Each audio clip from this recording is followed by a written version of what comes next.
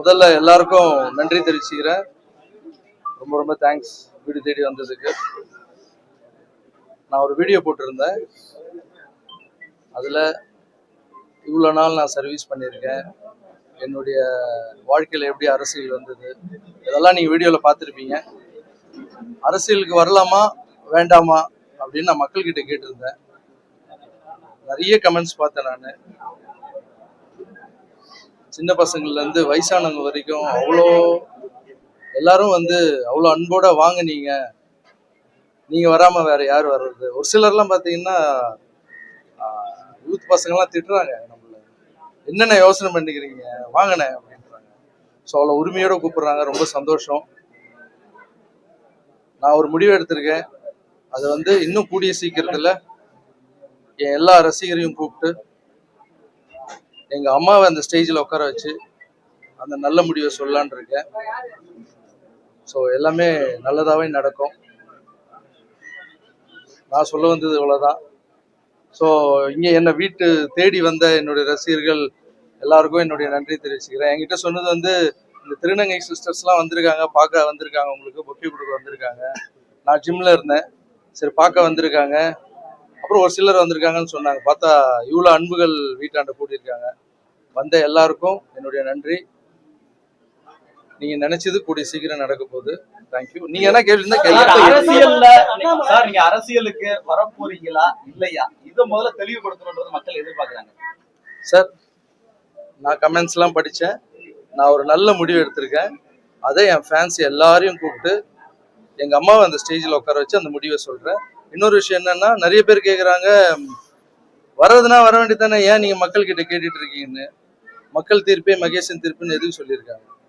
அப்புறம் ஒரு சிலர் கேட்க மாட்டாங்க மக்கள் கிட்ட. நான் கேட்பேன். அது என்னுடைய ஐடியா. நான் என்ன நினைக்கிறோன்னு அப்படிதான் வாழ முடியும். மற்றவங்க என்ன சொல்றாங்களோ அதுக்கேற்ற மாதிரி வாழ முடியாது. புரியுதுங்களா? மக்கள் கிட்ட ஏன் கேட்கணும்? இவ்வளோ நாள் வீட்டில் அம்மா கிட்ட கேட்டோம், என் தம்பி கிட்ட கேட்டோம், எல்லா உறவுகிட்டையும் கேட்குறோம்.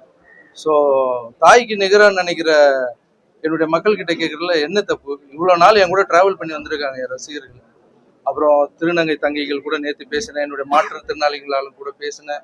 எல்லாருக்கும் பேசி ஒரு வார்த்தை கேட்கறதுல அவங்களுக்கு மரியாதை கொடுக்கறதுல என்ன கெட்டு போகுது? ஸோ நீங்க ஏன் கேட்குறீங்கன்ற கேள்வி கேட்குறீங்கல்ல, அது உங்க விருப்பம், நீங்க கேளுங்க. நான் இனிமே எதனா செய்யறதுன்னா மக்கள் கிட்ட கேட்டு தான் செய்வேன். அதுக்குன்னு சின்ன சின்ன விஷயம்லாம் இல்லை. ஏதோ ஒரு பெரிய முடிவு எடுக்கணும்னா மக்கள் கிட்ட கேட்பேன். இது ஏன் ஸ்டைல். ஆல்ரெடி நீங்க அரசியல்ல இருக்கிறதா தான் நாங்க புரிஞ்சோம். இந்த ஒரு மாசம் தாவேக அரசு நீங்க எப்படி பாக்குறீங்க, எப்படி மதிப்பிடுறீங்க, அவங்களோட செயல்பாடுகள் எப்படி இருக்கு? புரியல சார். தமிழக வெற்றி கழக அரசு, விஜய் தலைமையிலான அரசு ஒரு மாசம் கடந்திருக்கு, முடிச்சிருக்காங்க. அவங்களுடைய செயல்பாடுகள் எப்படி இருக்குன்னு பாக்குறீங்க, எப்படி மதிப்பிடுறீங்க?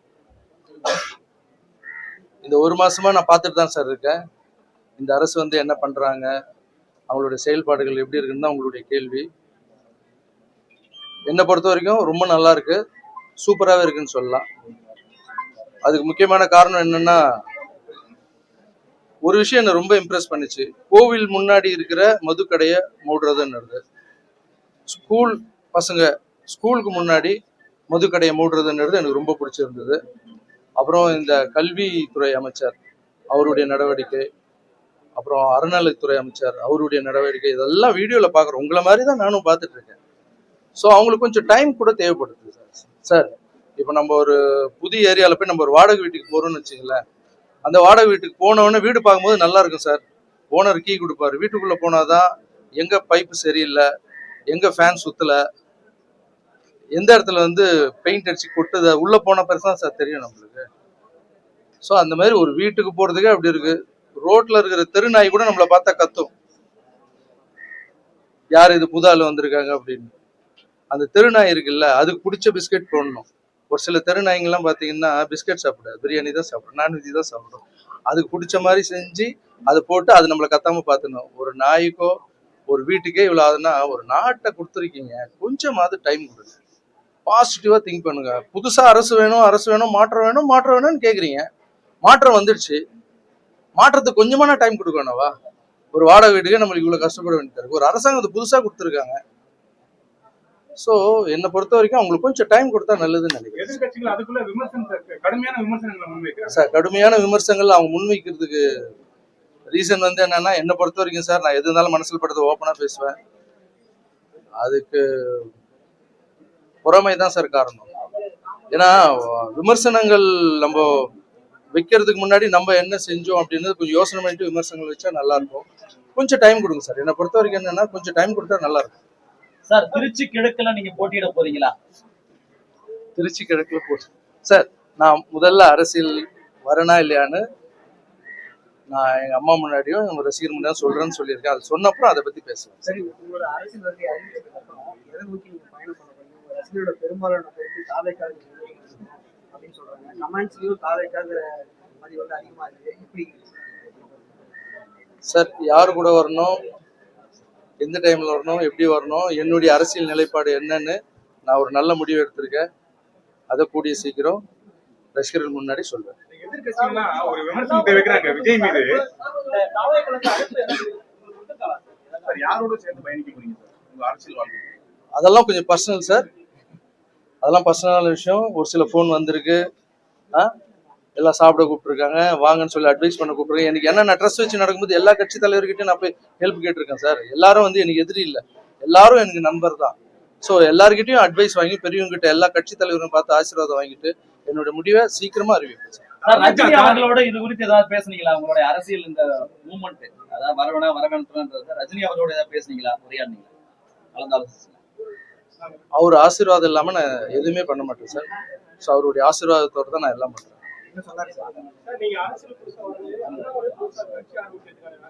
ஏன் சார், புரியல.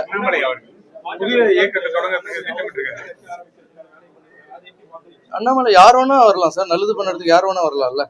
ஸோ அண்ணாமலை சார் மட்டும் இல்லை, அவர் நல்லா படிச்சவர், நல்ல அரசியல் புரிதல் இருக்கிறவர். ஸோ புது ஆளுங்க வர்றது நல்லது தானே சார்.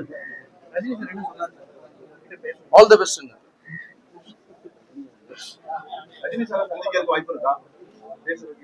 ஆமா சார், என் முடிவை தெரிவிச்ச அப்புறம் எல்லாருக்கிட்டையும் போய் ஆசீர்வாதம் வாங்கணும்ல. மேடை நிகழ்வு எப்போ எதிர்பார்க்கலாம்? மேடை ஏற்றம் எப்போ எதிர்பார்க்கலாம்?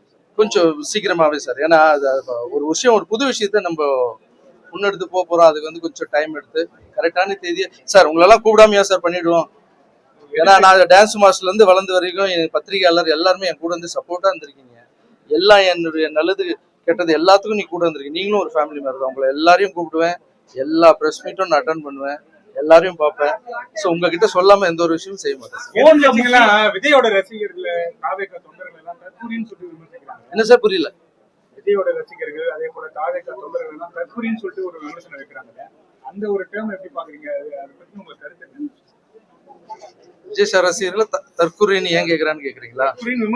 விமர்சனம் பண்றாங்க எல்லாரும் சார். எல்லாரும் தற்கூரின்னு சொல்றது வந்து ஒருத்தர் வளர்ந்து வந்தாங்கன்னு வச்சுங்களேன், அதுக்கு ஏதாவது ஒரு தாக்கணும், அவங்க வரவு வைக்க கூடாதுன்றதுக்காக கூட அப்படி சொல்லலாம். மற்றவங்களுடைய பார்வையில வந்து அது தற்கூரி சார். எனக்குன்னு ஒரு பார்வை இருக்கு. அது வந்து தாவேகாவின் அம்புக்குறி. அது தற்கூரி இல்லை, தாவேகாவின் ஷார்ப்பான அம்புக்குறி. அது எப்படின்னா பெரிய மலையை உடைக்கும், நுழையாத இடத்துலயும் நுழையும். அது என்னென்னவோ பண்ணிட்டு இருக்கு. கண்மூடி கண்ணி திறக்கிறதுக்குள்ள வந்து உக்காந்துட்டாங்க. ஸோ அது தற்கொலை இல்லை சார், தாவேகாவின் அம்புக்குறி. கையை இப்படி வச்சு அடிக்க வேண்டியதுதான், அடிச்சிட்டாங்க. ஸோ அவங்க மேல பொறாமப்படுறதா இல்லை அவங்க மேல பொறாமப்பட்டுக்கிட்டே வந்து தினமும் விமர்சிச்சுட்டே இருக்கிறதுன்றத விட்டுருங்க சார். யாரா இருந்தாலும் அவங்க எப்படி ஜெயிச்சாங்க, நம்ம என்ன பண்ணல, அவங்க என்ன பண்ணிட்டு இருக்காங்க, அவங்கள விட நம்ம எப்படி ஜெயிப்போம், மக்கள் கிட்ட போய் சொல்லுங்க. அவங்க நீங்க என்ன பண்ண போறீங்க, அடுத்து வந்து நீங்க எங்க மிஸ் பண்ணீங்கன்றத போய் மக்கள் கிட்ட சொல்லுங்க. அவங்க பார்த்து உங்களுக்கு பண்ண போறாங்க. 26 தேர்தலுக்கு பிறகு இந்த மாதிரியான ஒரு அறிவிப்பையோ என்ன சார்? 26 தேர்தலுக்கு அப்புறம் அரசியலுக்கு வரட்டுமா வேணாமா அப்படின்னு ரசிகர்கிட்ட கேட்க வேண்டிய தேவை.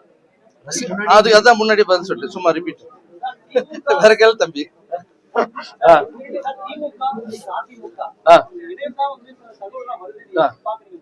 இல்ல சார், அதெல்லாம் ரூமர் சார். ரூமருக்கெல்லாம் பதில் சொல்ல முடியாது சார். ஏன்னா நம்ம வந்து எந்த விஷயம் வந்து வெளிப்படையா அவங்க சொல்றாங்களோ அதுக்குதான் சொல்ல முடியும்.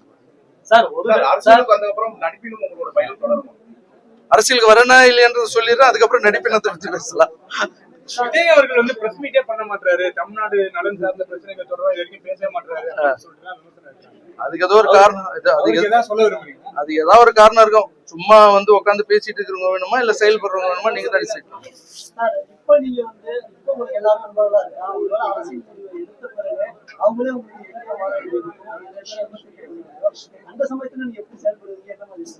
சார் இப்போ இருக்கிற எல்லா அரசியல் கட்சி தலைவரும் நான் அண்ணனா பார்க்குறேன், என்னுடைய அப்பாவை பார்க்குறேன், வயசானவங்க எல்லாருமே வந்து எனக்கு வந்து ஒரு சொந்த மாதிரி தான் சார் பார்க்குறேன்.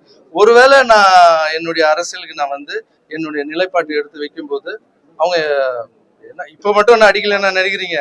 நான் வரலாமா வேணாமான்னு கேட்டதுக்கு லைட்டா அடிக்க ஆரம்பிச்சிட்டாங்க, ஸ்மெல் எல்லாம் வருது. ஸோ இப்போ நான் விஜய் சார் பத்தி வேற பேசியிருக்கேன்ல, இப்போ அந்த அம்புன்னு பேசியிருக்கேன், வாடகை வீடுன்னு பேசியிருக்கேன். இதுக்கெல்லாம் இன்னும் அடிப்பாங்க, அடிக்கட்டும், ஒன்றும் பிரச்சனை இல்லை. ஏன்னா இல்ல நான் சொல்றேன், சொல்லி முடிச்சிடுறேன். அடிக்கட்டும், எல்லாமே வந்து விளையாட்டு தானே, நம்மளும் நல்லா கேம் ஆடுவோம்ல, களத்துக்கு இறங்கணும்னு நம்மளும் கேம் ஆட ஆரம்பிப்போம். சார் மக்கள் ஆதரவு எப்படி இருக்கும்னு நினைக்கிறீங்க? நீங்க அரசியலுக்கு வந்தா மக்கள் ஆதரவு எப்படி இருக்குன்னு நினைக்கிறீங்க? மக்கள் ஆதரவு நான் சொல்ல மாட்டேன் சார், நீங்களே பாக்குறீங்களே, கமெண்ட்ஸ் போய் பாருங்க. நான் போட்ட வீடியோக்கு எப்படி கமெண்ட்ஸ் பண்றாங்கன்னு பாருங்க. கண்டிப்பா மக்களுக்கு யாரு நல்லவங்க கெட்டவங்கன்னு தெரியும் சார். சார் நடிக்கவே முடியாது சார், இப்ப இருக்கிற சோசியல் மீடியா வளர்ந்துருச்சு சார். நீ நடிச்சா அதுக்கு உண்டான பலன் கிடைக்கும் சார், நீ உண்மையா இருந்தா அதுக்கு உண்டான பலன் கிடைக்கும் சார். நான் நடிக்க மாட்டேன் சார், உண்மையா இருப்பேன் சார். சில வருஷத்துக்கு முன்னாடி வந்து உங்களுக்கும் திரு சீமான் அவர்களுக்கும் ஒரு கருத்து மோதல் இருந்தது, அது தீர்ந்துருச்சா? இல்ல அவரையும் நீங்க அண்ணனா தான் பாக்குறீங்களா? இல்ல அவரை போய் சந்திக்கலாம்? அதான் சொல்ல வீடியோலயே சொல்லிட்டேன்ல சார். சீமான் சார் வந்து ஃபர்ஸ்ட் பிரச்சனையா இருந்தது, அதுக்கப்புறம் ஜிகர்தண்டா பார்த்தேன். அவர் தான் அன்பு, எது கொடுத்தாலும் அதீதமா இருக்கும். அண்ணன் ஃபோன் பண்ணி பேசினார், எல்லாம் டீட்டெயிலா சொல்லியிருக்கேன் சார். இங்க அரசியலுக்கு நான் வர்றது வந்து சண்டை போடுறதுக்கு வரல சார், வெறுப்பு அரசியல் பண்றதுக்காக வரல. மக்களுக்கு என்னால முடிஞ்சது பண்ணிட்டு இருக்கேன். இதுக்கப்புறம் வந்தா அதுல எப்படி எல்லாம் பண்ண முடியும்ன்ற ஒரே ஒரு ஆசை தான் சார். இதுக்கப்புறம் இங்க வந்து பணம் சம்பாதிக்கணும், இல்ல இது வந்து பதவியில உட்காந்துக்கணும், அதுக்கெல்லாம் வரல சார்.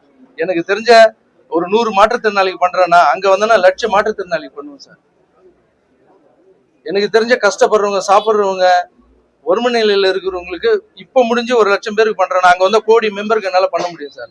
சார் பணம் லைஃப் இல்லை சார். வாழும்போது மனுஷன் எப்படி வாழ்ந்தான் எப்படி செத்தான்றது தான் சார். நான் சாகும்போது ஊரே அழும் சார். Thank you so much.